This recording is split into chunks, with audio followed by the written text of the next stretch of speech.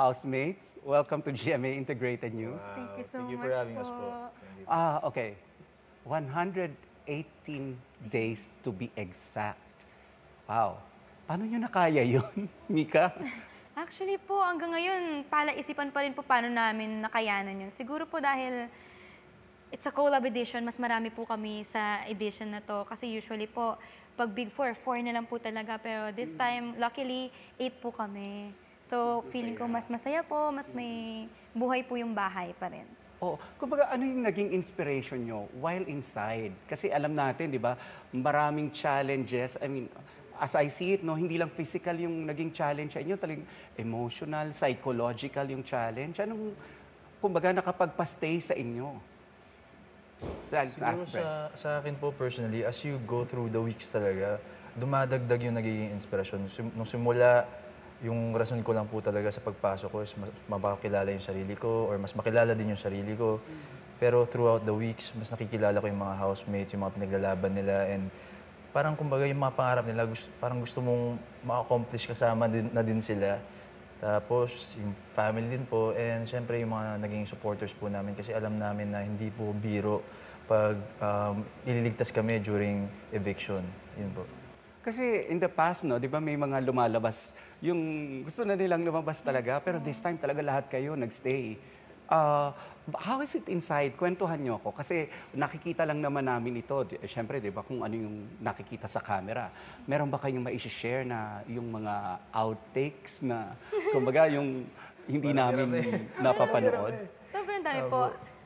May mga times po kasi sa loob ng bahay na wala po kaming task. So, may mga time po na napag-uusapan na po lahat namin yung buhay ng isa't isa po talaga, ganyan.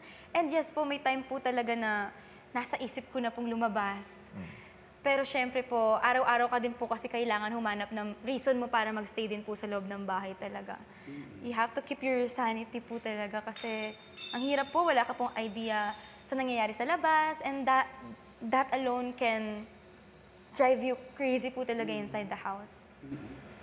As for me, siguro marami talagang times. Lagi namin pinag-uusapan ni Mika, tara, uwi na tayo. Parang may mga moments po kaming ganun. Pero yun nga, dahil nga sa dami ng pinaglalaban namin, hindi na lang pansarili. Parang we don't wanna be selfish also na ang daming pangarap, nangangarap na makapasok sa PBB. Tas we don't wanna waste that opportunity. Ako po, since pangarap po siya simula bata, no, kung dati po tatanungin ako, oo. Pero ngayon po kasi yung edition po na to, nung pagpasok ko po, wala po talaga sa isip ko. Like, hindi ko po, alam ko pong walang pag-asa bago po pumasok. At ang goal ko lang po talaga kasi is pakilala po yung sarili ko and mapakita po talaga ko sino ako. Kaya hindi ko po in-expect na andito po kami ngayon na big winner po. Para, sinabi mo rin niya kanina, no, para makilala niyo yung sarili. Ano yung nalaman nyo or natuklasan nyo sa sarili ninyo sa pagpasok nyo, sa pagiging housemate ninyo? Sa akin, yung pakikipagkapwa po talaga. Yun po talaga, before pa pumasok, yun yung tingin kong nahihirapan talaga ako kasi sobrang introvert po ako. Nasanay po talaga ako mag-isa. I've been living alone for 11 years. So, having to live with 16 people in the same house, sabi ko, kakayanin ko ba to? Pero surprisingly, umabot po ako ng 4 na buwan na wala akong nakaaway talaga masyado. Kaya, Have you tried that before, living with that much number of people? Wala po eh, kasi even sa house po namin, may kanya-kanya po kaming kwarto. So, most of the time din, I'm really alone. Kaya, bagong-bago po yung experience ko sa PBB. Ako po, kung paano po talaga kontrolin yung emotions po sa loob ng bahay. Kasi po sa loob ng bahay ni Kuya, wala ka pong ibang pwedeng gawin or wala ka pong distraction na pwedeng gamitin para takbuhan yung mga emotions mo.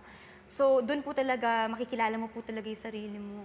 Like kung paano po ikaw pag malungkot. Anong na-discover mo sa sarili mo?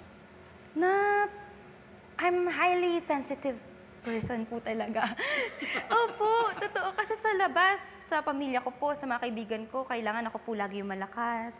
Malakas po, strong personality. Pero kaya mo po pala maging sensitive at the same time, strong yung personality mo. So yun po yung na-discover.